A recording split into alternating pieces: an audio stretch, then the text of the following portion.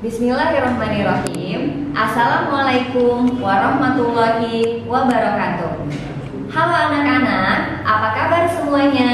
Mudah-mudahan masih dalam keadaan sehat walafiat bersama dengan keluarga.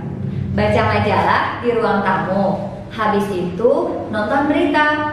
Alhamdulillah masih bisa ketemu walau tanpa tatap muka. Nah, alhamdulillah anak-anak, sampai dengan hari ini masih bisa bertemu dengan Ibu Wita dalam mata pelajaran Bahasa Indonesia. Pada kesempatan kali ini, ada yang tahu nggak mau belajar apa sih kita hari ini? Tentunya penasaran dong. Akan tetapi, sebelum memulai pembelajaran pada hari ini, marilah kita awali dengan membaca doa terlebih dahulu. Berdoa, mulai. Amin ya robbal alamin. Semoga kalian semua diberikan kemudahan dalam memahami materi yang akan Ibu sampaikan pada hari ini. Dan untuk memudahkan kalian mempelajari materi pada hari ini, marilah kita saksikan slide berikut ini. 3.1 Mengidentifikasi unsur-unsur teks berita yang didengar atau dibaca. Tujuan pembelajaran kita pada hari ini yaitu adalah yang pertama, menjelaskan pengertian teks berita. Kemudian yang kedua yaitu menganalisis unsur-unsur teks berita. Perhatikan berikut ini. Pernahkah kalian mendengarkan sebuah berita? Tentunya pernah.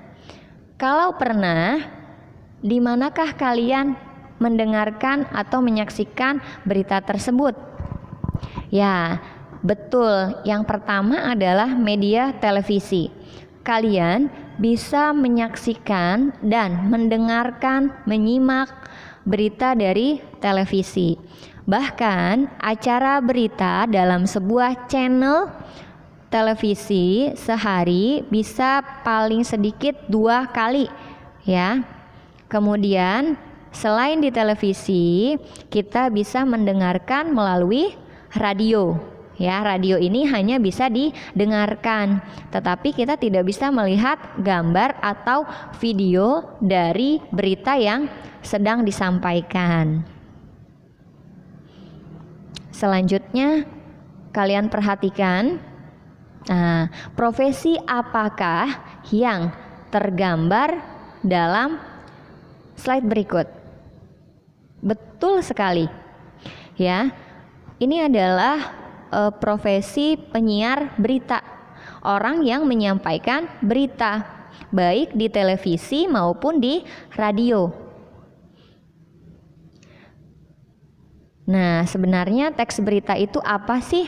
Teks berita adalah teks yang berisi informasi atau kejadian penting yang telah atau sedang terjadi dan disajikan melalui media cetak, yaitu koran dan majalah, maupun media elektronik seperti televisi, radio, atau internet dari handphone kalian. Nah, isi berita itu ada apa aja sih? Nah, dalam sebuah berita yang disiarkan di televisi, sekali tayang itu tidak hanya berita yang sama, ya, tetapi beraneka ragam. Berita baik itu politik, keadaan politik suatu negara. Kemudian ekonomi, keadaan ekonomi suatu negara, baik itu Indonesia maupun luar negeri. Ada hiburan. Hiburan ini ada datang dari public figure, misalnya dari dunia hiburan, artis, aktor, ya. Acara-acara yang dilaksanakan misalnya seperti audisi-audisi pencarian bakat, kemudian kehidupan selebriti dan sebagainya. Yang selanjutnya adalah olahraga. Dunia olahraga memberitakan tentang pertandingan sepak bola antara satu negara dengan negara yang lainnya, atau datang dari para atletnya suatu negara. Ya, misalnya pesepak bola dengan bayaran tertinggi di dunia, gitu. Atau misalnya seorang pemain sepak bola dibeli oleh klub A dengan harga. Nah, itu adalah berita tentang olahraga. Selanjutnya, kesehatan. Kesehatan ini terdiri dari tips, misalnya hidup sehat, atau menjaga kebersihan, atau bahkan seperti saat ini dunia sedang terkena wabah yang mendunia, maka disebut pandemi COVID-19. Nah, itu setiap hari kita menyaksikan berita baik di internet, di televisi, di radio, perkembangan terbaru dari kasus COVID-19. Selanjutnya adalah bencana alam. Bencana alam yang terjadi baik di Indonesia maupun di luar negeri, seperti banjir, gempa bumi, tsunami, ya, kabut asap, semuanya diberitakan dalam channel berita tersebut. Nah, sebuah berita harus mengandung unsur-unsur teks berita yang disingkat menjadi adiksimba. Apa adiksimba itu? Yang pertama adalah peristiwa apa yang terjadi dalam berita tersebut. Kemudian di mana tempat kejadian tersebut berlangsung.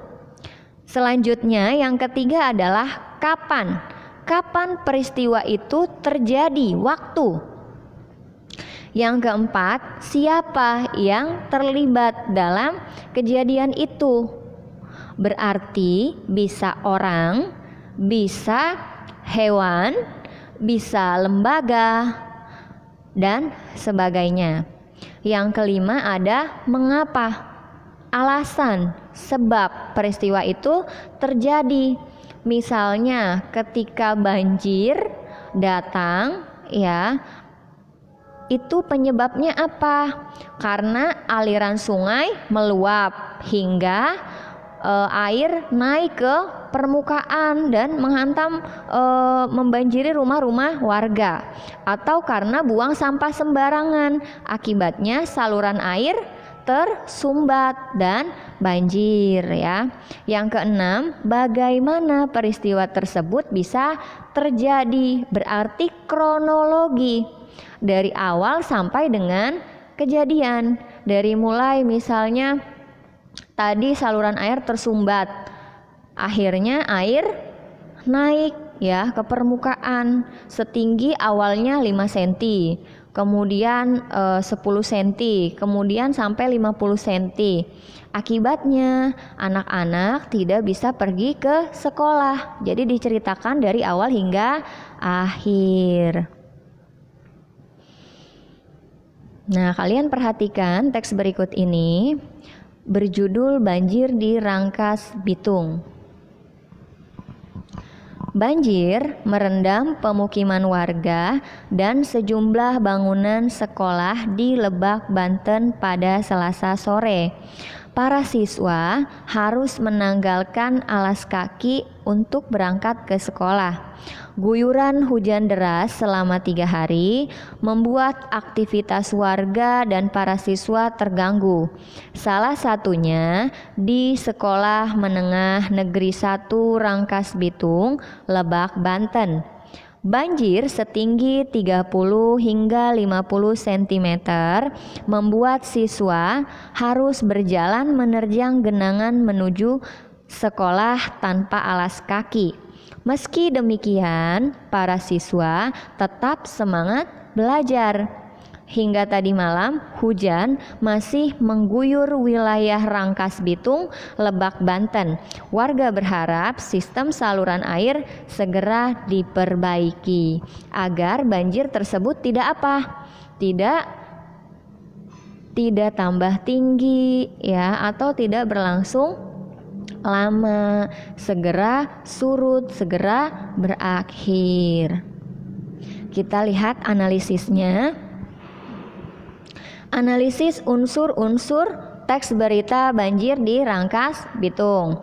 Yang pertama, apa yang terjadi? Peristiwa apa? Banjir. Kemudian, siapa yang terlibat dalam peristiwa tersebut? Warga dan siswa sekolah. Di mana peristiwa tersebut terjadi? Di Rangkas Bitung, Lebak, Banten. Kapan terjadinya peristiwa tersebut? Pada Sabtu sore. Kenapa peristiwa tersebut terjadi? Karena diawali dari hujan deras selama 3 hari. Selanjutnya yang terakhir, bagaimana peristiwa itu terjadi? Nah, peristiwa itu terjadi diceritakan dari awal sampai dengan akhir ya, dari mulai tadi hujan selama 3 hari, kemudian sedikit-sedikit air naik dari 30 kemudian ke 50 cm, kemudian anak-anak sampai ke sekolah tidak menggunakan alas kaki ya, sampai ke warga minta saluran air untuk diperbaiki. Nah, itulah unsur-unsur teks berita.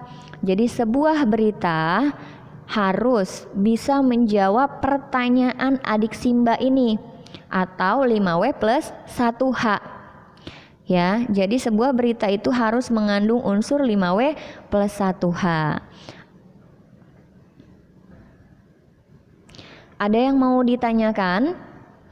Kalau ada, silahkan kalian tuliskan di kolom komentar ya, nanti insya Allah akan Ibu jawab. Nah, sekarang adalah tugas untuk minggu depan. Silahkan kalian cari dan menyimak sebuah berita terkini ya, boleh di TV, boleh di radio, boleh di internet, silahkan. Nah, berarti kalian tulis ya beritanya. Habis itu tentukan unsur-unsur teks beritanya yang adik Simba tadi. Nah, setelah kalian unsur-unsur berita, kalian buat pertanyaan, kemudian kalian pun jawab pertanyaan tersebut ya. Nah, yang ketiga, kalian cantumkan sumber berita yang didapat. Kalau kalian mendapatkan berita tersebut di televisi, maka kalian tuliskan saluran atau channel TV-nya ya, dan nama acaranya. Oke. Nah, kalau kalian dapat dari radio, silahkan kalian pun tuliskan nama channel radionya dan nama acaranya. Dan yang terakhir, kalau kalian dapat dari handphone atau internet, silahkan kalian tuliskan namanya, nama medianya, misalnya Kompas, Detik.com atau apa, kalian tulis atau kalian tulis linknya ya. Paham ya? Oke, kalau tidak ada yang ditanyakan, Ibu cukupkan. Sekian, terima kasih kalian sudah menyimak video pembelajaran pada pertemuan pertama ini. Terima kasih. Wassalamualaikum warahmatullahi wabarakatuh.